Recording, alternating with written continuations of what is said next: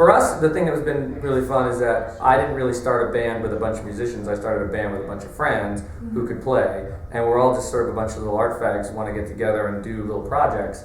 So when we're done with the shows, we really enjoy each other's company. We like to hang out on the bus, we like to play video games together, watch movies together, watch TV shows together, eat together, talk about shit together. And we've known each other for a long time. I think it's something that's very rare. Like a lot of times people in bands, they meet when they're in their 20s or they meet in high school or something, and then we'll start a band, man, and and then they write that giant hit, Welcome to the Jungle, the next minute, you fucking hate the guy, or the guy's like a cokehead, or like one guy steals the name of the band and runs away, and it's just like, what? But I think that people change a lot when they're in bands, is that true? Not in this band. In this band it worked out great. We've all really liked what we're doing and how it's being done, and we all contribute to it, and we all enjoy the image and where it's going and what we want to do with it. I think in a lot of bands, like I said, in a lot of bands, I think you don't really know the person. Not like you knew the person, growing up, or it's not like you had like an intimate connection with them and they were like your buddy, and then your buddy just, happens to play guitar. It's usually some guy who plays guitar and you can deal with them, or you become friends with them because you want to start a band. Yeah, because you have to. Because I need someone to play guitar. Whereas this was sort of like, Steve, you want to play? Why don't we put a band together? He's like, yeah. Yeah. And then he started learning playing. No, he knew how to play guitar, but like it wasn't like I went out and found him because he was a musician. Yeah. I was hanging out with him and we were like, let's just fuck shit up. But still, even like the closest friends, like when they stay together. Oh, they get fame. Maybe when they get fame, but also when they stay. That's why we don't have no fame. That's why fame is not good. No fame. You actually don't want any fame. No, what are the disadvantages of fame? The disadvantages of fame is people all up in your grill. Like I can kind of go anywhere I want. I can have the best of both worlds. Mm-hmm. Like I could go downstairs and hang out with all these kids, and then I could jump in the audience and sign every kid and hang out with every kid and talk to them, and it'll sort of dissipate. No one's really going to rip all my clothes off and just kill me on the way. Well, during the show, but like you know what I mean? Like if you're kind of a big guy who everybody loves and they can't get nothing, you can't go anywhere. You can't go get a Starbucks. You can't go down the street. You can't go. You're worried people are going to. You have to get security for your everywhere you go, for your house, for everything. I like the fact that people know who I am, but that I can talk to them, or I can run into them anywhere, and it's not a big deal. And it's just like, hey, cool, what's going on? Yeah. Cool. That's awesome. So about another thing, you've got a new album coming out. Yes. Yeah. Mm-hmm. Do you know when it's coming out? No, it's up to you guys. It's up to everybody out there. It's really it's on. We put it up on Kickstarter. Yeah. And so what is that? Well, Kickstarter is what it is. It's like crowdfunding. What happens is that you guys go to the Kickstarter and you guys pre-order everything, and if we get past a certain goal, then it gets made. Okay. So it's really up to you. If we get past our goal, then we'll make the record. If we don't get past our goal, then we'll flush the fucking thing down the toilet. Really? Yeah, I don't give a shit about it. It's not for me, it's for you guys. If you want the record, you can get it for as little as $1 for a digital download, $5 for a deluxe download, $25 for a nice deluxe CD, $50 for vinyl. Then there's t-shirts and stuff, and all the t-shirts and the artwork for the record, and some of the tracks on the records are exclusive for just the Kickstarter version.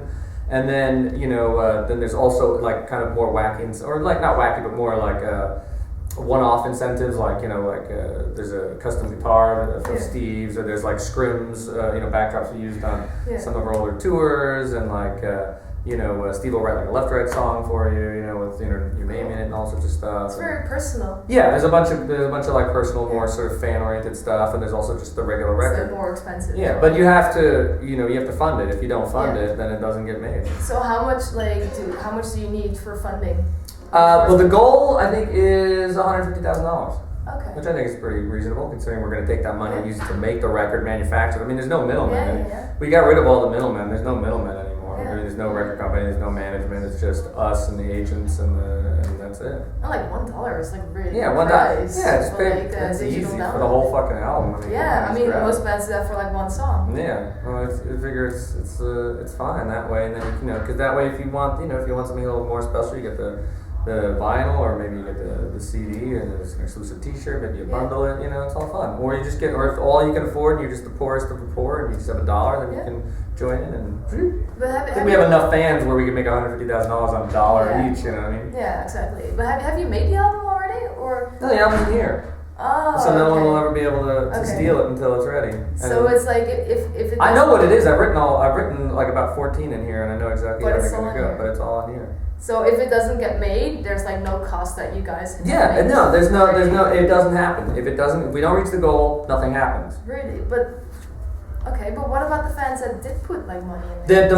Their money doesn't cut. It doesn't get charged until we reach the goal. So if we're on our way up, right, and let's say we get to 149,000, Yeah. and it doesn't make it over, Yeah. nobody gets charged. I don't have to do anything. You don't have to pay anything. Nothing happens. But All bets doesn't are, that it's bother called you? all bets are off. No, I like it like that. To me, that's like what do you call it? Like roulette or like blackjack. You know, it's like it's a little bit of it's fun. It's like a gamble. Plus, it's like a hostage situation, which I think is I think that's the way to go. I mean, honestly, I think because like what most musicians will do, most musicians will go like, oh, why did you steal my record? Oh, please don't steal my record. And you know what? Tough shit. We're gonna steal the fucking record because that's just the modern era. Nobody really buys CDs anymore. I mean, look at Spotify.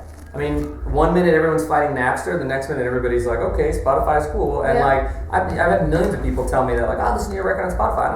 I get zero for Spotify. So my whole thing is like, if people are gonna steal the record, they can't steal the record if it's in my head. Yeah. And if they pay me for it, once you pay me for it, I don't give a shit what the fuck you do with it. No. You know what I mean? It's just the fact that you want to they want to have it. if you want to give it to you know, copy it for your friends and your mama and all that kind of shit. You go right ahead. Once I get paid, I'm fine. I don't give a fuck. You know, and that's the way it should be. I think, you know what I mean. There's no sense in trying to trick, you know, stop people from stealing. You're never going to stop people from stealing anymore. No. That's such. I mean, people. Do you steal yourself? Oh my god! Yeah, are you kidding me? People have been stealing, and it's the easiest way to steal. Like, it's a little harder to steal a movie because it's longer and it's, you know. It's not that hard. No, it's not. But it's really simple to steal someone's entire catalog. Yeah. You know what I mean? Like you could probably steal the Beatles quicker than you could steal a new movie. Yeah. By about that much, but at least a little bit. You know what I mean? Yeah. And same thing. And games you can steal a little bit, you know, here and there. But music was being stolen back in the 90s, and at this point it's considered, like, these kids, it's a generation later. These kids just think that's the way life, you know, oh yeah, we'll steal music. Yeah. And that's It's very clever, though, to like do it with the Kickstarter thing. Yeah, because then you know you're gonna get paid for it. yeah, that's what I'm saying. It's like, pay me. I don't mind making a record, motherfucker. I don't mind. I'll make the record. Well, I'll make you the need money t-shirts. to I'll make make it as Yeah, well. I'm not asking for a fucking $1 million. You know what I mean? No. You want to give me $1 million, I'm fine with that. But like, I'm not asking for it. So what if you would have $1 million? What would you do with it? Ooh, I'd probably pay off my house. I'd probably be really incredibly practically frugal with it, because $1 million. I mean, I'm serious, because you think $1 million is a lot of money. It's not a lot of money. First off, you're gonna get hit with taxes. Is this tax free or not tax free? Well, let's say it's like tax free. Oh, tax free. Okay, tax free. I think I would pay off my house. I'd probably put half of it in a bank that generates interest. Yeah. Look at me, how smart I am. And then I'd probably take maybe $50,000 and splurge, like, you know, oh, let's go on a vacation or something like that. But the rest of it would all be either Just 50,000? paying off, yeah, just because 50,000 to do like retarded shit.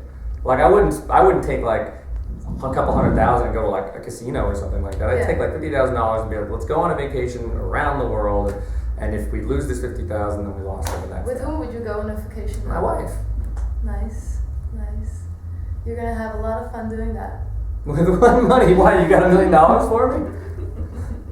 No, I don't. Maybe you should join like a lottery or something. Yeah, I know. Right now I'm just gonna go with $20 downstairs, €20, and get me some pancakes and all. Yeah. Awesome. Well, thank you so much for this interview. Well, thank you. Pleasure. Thank you. What do you have in your hand? Oh, I thought you had writings in your hand. Just dirt from the last couple of shows. I haven't changed this in a while, so. Really? Do you ever wash it? I do. Well, but not for the tour. So for this tour, You wear the same thing all the days. It's completely black in here. I know, and that's from that's pretty much all of the UK and a little bit of France. Oh no, where's France? That's France. Oh, it's still So you got France is right there. What the fuck? Is that real blood? No, that's just lipstick. How do you get lipstick there? You'll find out tonight. You're gonna do the same thing. Maybe, I don't know. Same outfit for the whole tour. Makes it a lot easier. Okay, yeah, it looks good though. So. Yeah, I don't sweat that much, and I still look like I could go to a wedding. Yeah, definitely. Yeah. I don't know whose wedding. I wouldn't invite you like that on my wedding. Thank you. Well, thank you so much. Well, thank you. And cut.